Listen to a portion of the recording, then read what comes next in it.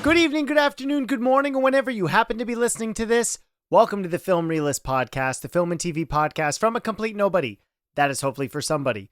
My name is Kyle Naranya, and welcome to episode 155. Well, on this week's episode, I'm going to be reviewing Volume 1 of Season 2 of The Sandman, the series on Netflix. So because this show's been out for a little bit, full spoilers, this is a TV season review, so I'm going to talk about everything that happened. So if you haven't seen it yet, you've been warned, and then you can jump to the outro and hear what's coming up next week, as well as listener responses to Question of the Week and mail. So let's jump into Sandman, Season 2, Volume 1. Brother Dream, will you come?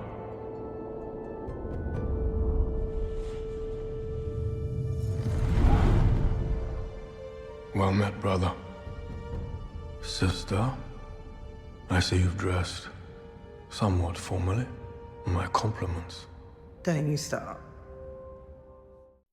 Now, if this is your first time listening to the podcast, Sandman actually shares some fundamental history, which was nearly 3 years ago, so August 19th, 2022, was the first ever episode of the Film Realist Podcast.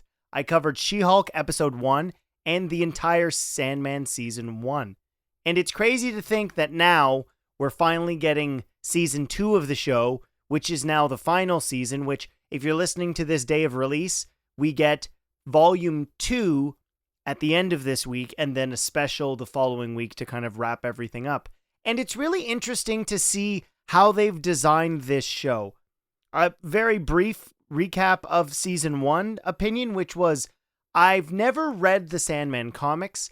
I have listened to the audiobooks, Act 1 and Act 2. I never did finish Act 3. There's just a lot of other books to cover, and it didn't look like the show was going to get that far in terms of what it was going to be covering, and that's changed a little bit, so I definitely won't have time to get into Act 3 because I'm currently working on other books. But Sandman Season 1 so eloquently mixed the 3 different graphic novels that it was focusing on to blend into a really cohesive story that I really appreciated.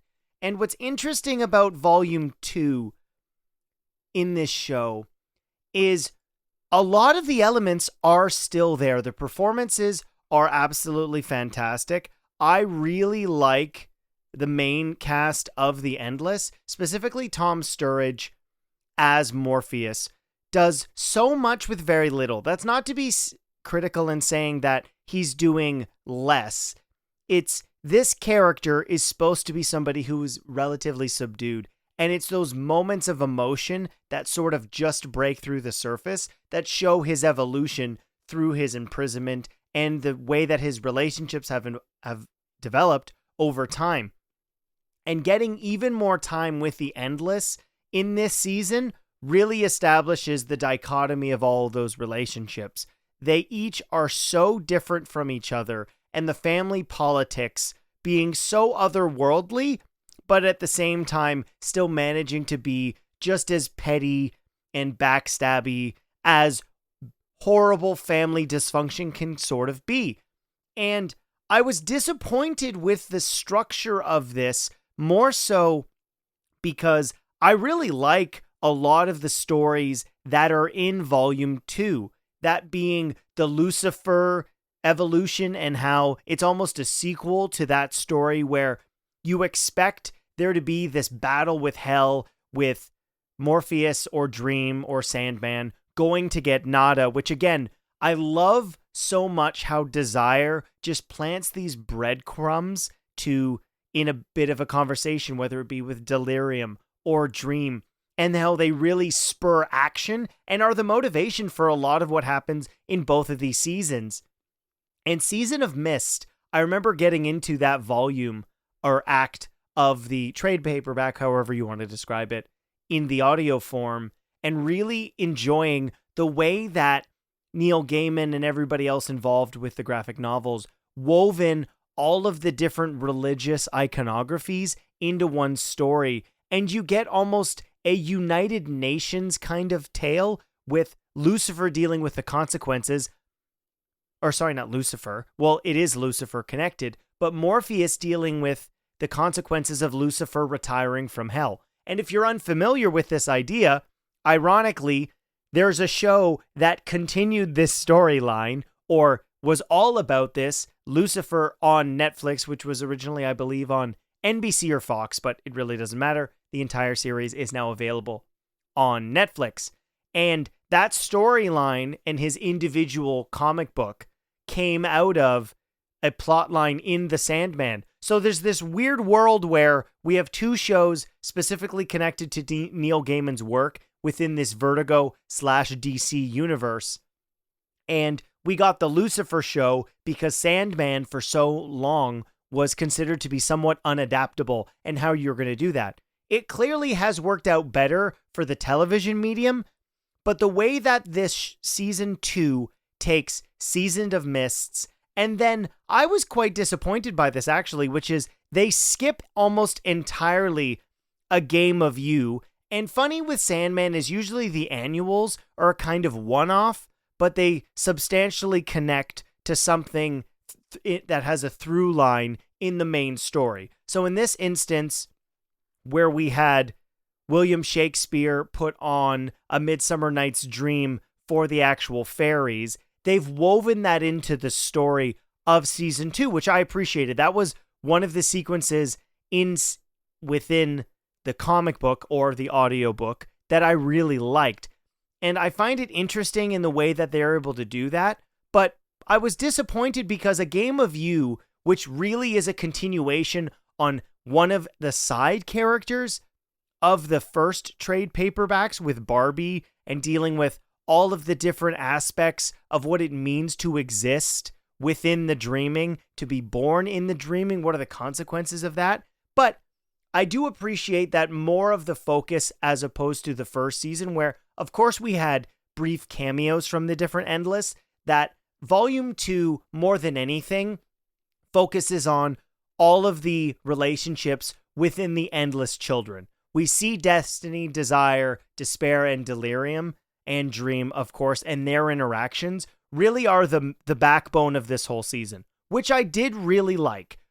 We get the aftermath of dealing with Dream or Morpheus or the Sandman getting the key to the gates of hell, and that leading into Seasons of Mist storyline, as I mentioned, where you have people vying to be given the key to hell and all of the different dynamics you would get, and bringing up the relationship that Dream has with Nada being kind of the crux of that story. And it really is the only through line that brings us into the next major story.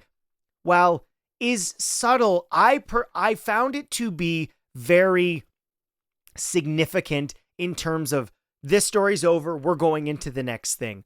Kind of to some degree, I would say it's managed much better here, but similar to how the later seasons of The Flash no longer did season-long arcs, they would do these volumes.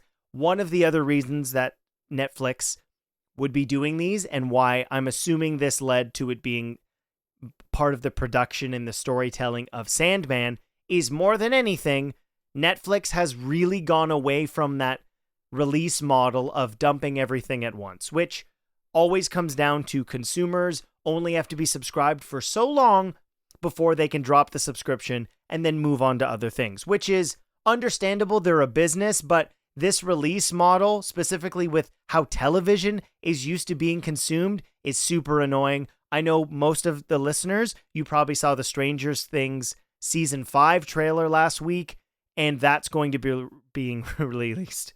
I'm so grumpy about that. Released in 3 different time windows. And, not to mention, every single one of those episodes is over 2 hours long. That's not TV. Sorry, I'm getting lost on how TV is not TV anymore. But the pivot, just like this show, it feels almost like an emergency break into the next story, which really focuses on destruction of the Endless and leaving, and how that has caused a ripple effect amongst all of the other Endless. His realm is not being tended to, and we do have, thankfully, one of the elements I really do like from the Dream, I believe it's Country? I'm going to say this wrong. No, A Game of You storyline was having Wanda be a part of that story. her character and relationship with Barbie was one of my favorite elements of A Game of You, so I'm glad that it did still get its showcase within Volume 2 or Volume 1 of Season 2 of The Sandman.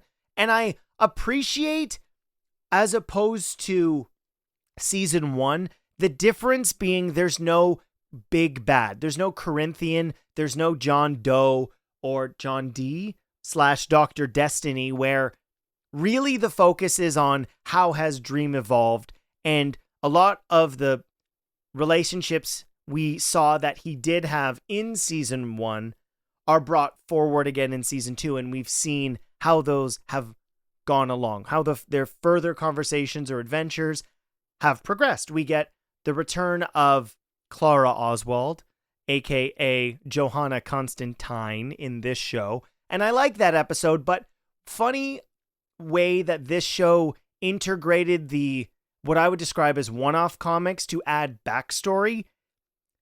The efficiency in the way that it's done, where it kind of reminds me of the way that people want to watch certain franchises. Some people call it like the Machete Order with Star Wars, where you would stop and then go watch things that are prequels, where we get this with Song of Orpheus, which is a phenomenal character, and I really like Orpheus as Sandman's son, and how we really get to see a side of him that we don't get to see. The Nada relationship is so different than that one of a paternal one, him being Morpheus being Orpheus's father. And both this and the Shakespeare annuals are introduced as, you remember that thing that happened, and then they just show us. It is not woven into the story in an organic way, and while I like those comics and those stories, I really would have appreciated they find a way to weave them together more eloquently, which is disappointing because I liked watching this show, but it felt at times as if there was no main momentum through the season as a whole. Quite frankly, if you were going to space this up the way that they did, I think you should have split Volume 1 of The Sandman into 2 individual volumes, because Season of Mists is essentially the first 3 episodes, and then Brief Lives is episodes 4, 5, and 6. They are very disconnected outside of one minor piece of connectivity. And that really did hurt the viewing experience. I watched all 6 of these in a row, and by the time I was about halfway through episode 4, I was kind of burnt out, because when you don't have momentum with a big bad kind of driving the story forward, or a major character revelation, it just sort of feels like the characters are going to go on to their next conversation.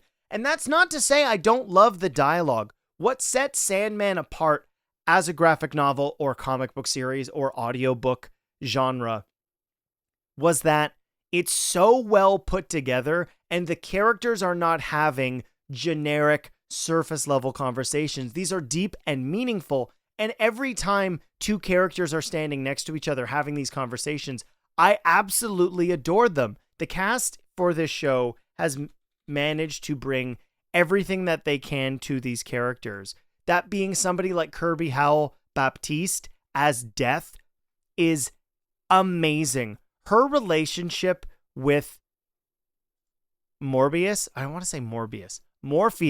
/ Dream is incredible. Every time they're on screen together, I really do feel like they've been pulled right off the comic book page, as well as Mason as Desire. Their performance is so good, and the almost devilish nature, pun intended, I guess, to which they portray that character, I really like. Mason Alexander Park was a brilliant casting to play the personification of Desire.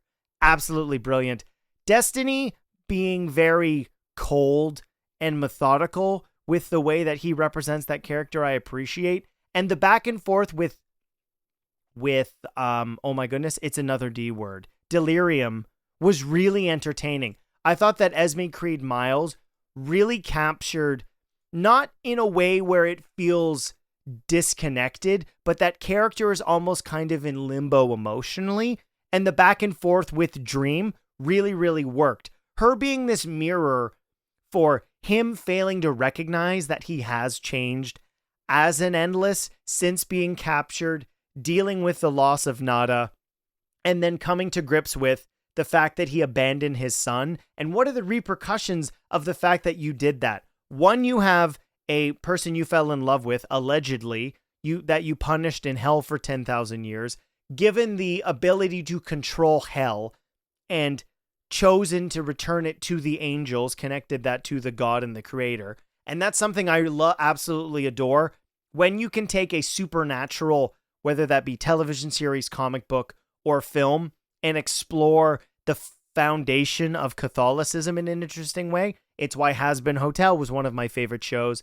And when Supernatural, back in season, 3, 4, and 5, were exploring God's connection to humanity, I love that stuff. It'll be interesting to see if we go anywhere further with that. We do have the one-off connection of Loki, who is an actor that I can't remember the name of off the top of my head, but he was absolutely spectacular in Slow Horses. So getting to see all of that was really good. I don't like being bored by television, and unfortunately, this being the second season of this show, I felt that substantially more, and I mean, it's been nearly 3 years. I never felt that way while watching The Sandman. I actually think, having said they should have released this in 3 episode sets instead of that, we know we're getting volume 2 within this season, which is going to be focusing on specifically the kindly ones. And we know there are repercussions of this being because in order to have an oracle answer a question to you, there's a payment. The payment for this is Orpheus wants to die.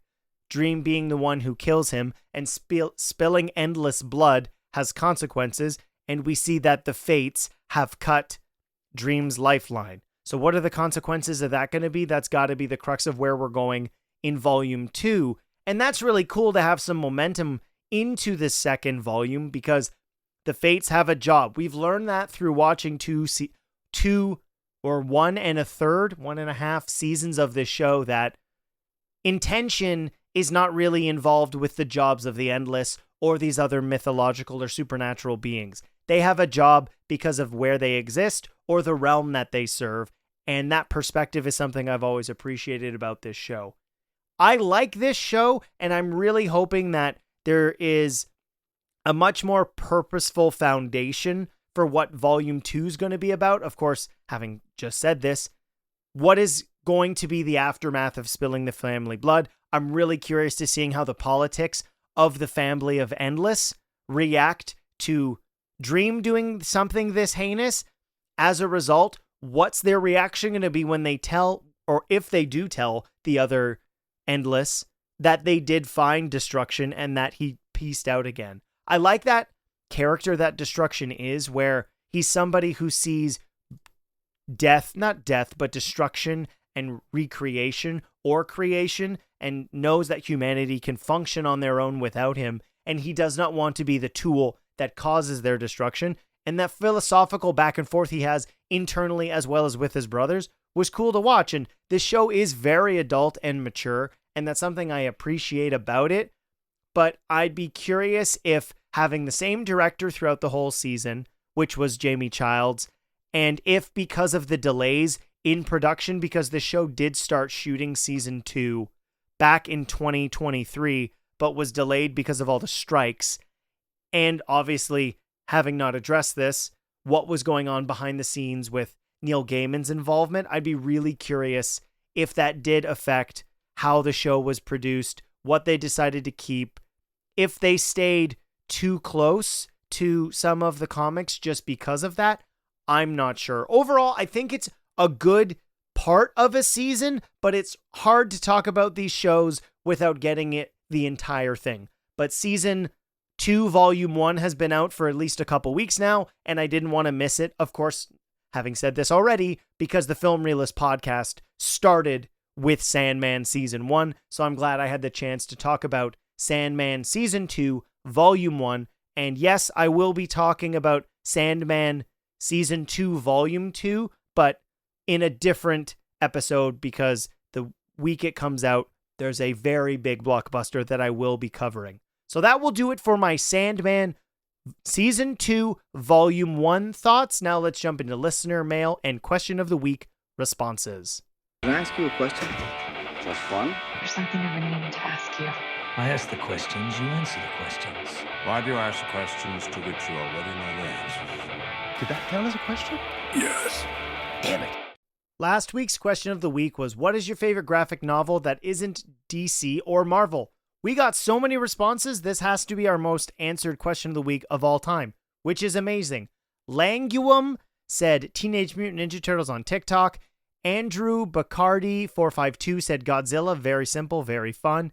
Nihilanium, Invincible. Samuel Chartrand 15 said Spawn.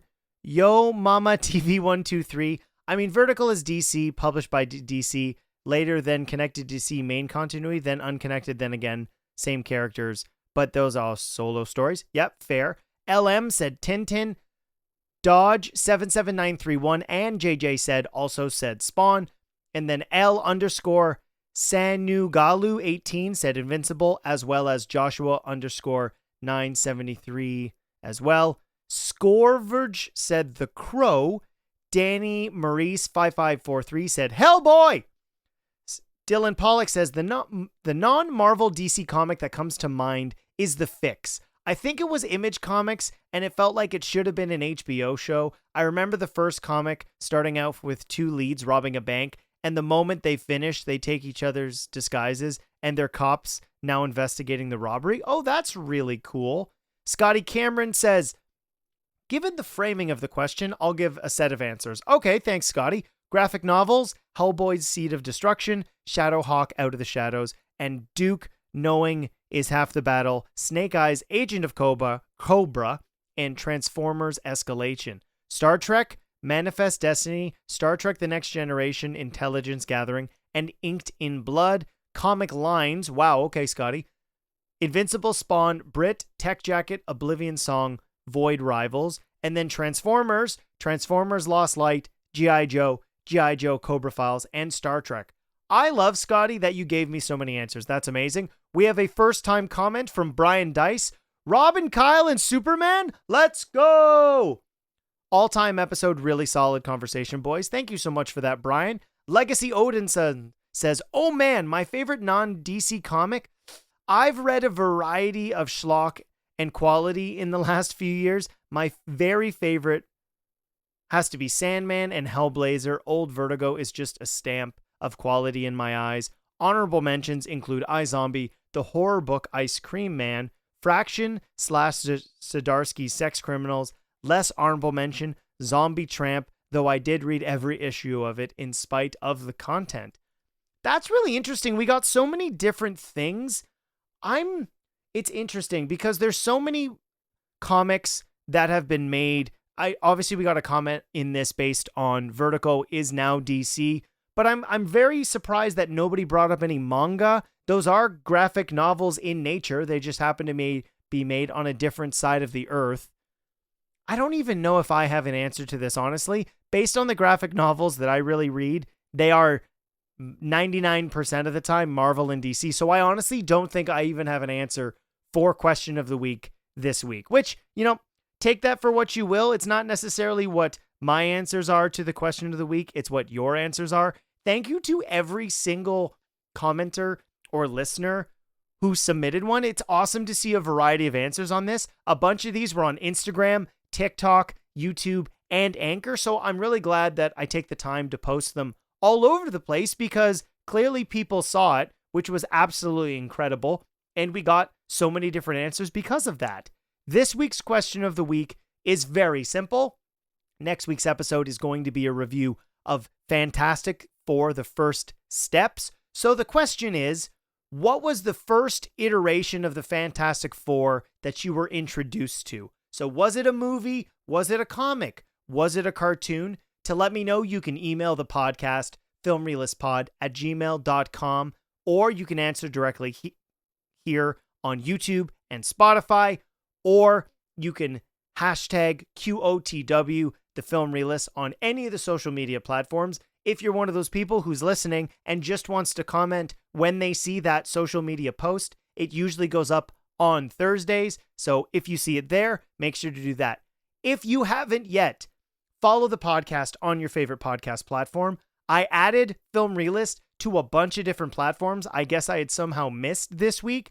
They're all listed on the podcast website. It's linked in the episode description. So just click biosite.com/thefilmrealist. All of the different podcast apps that the podcast is available are right there, as well as subscribing to the podcast on YouTube. We are slowly crawling towards monetization, which would be amazing.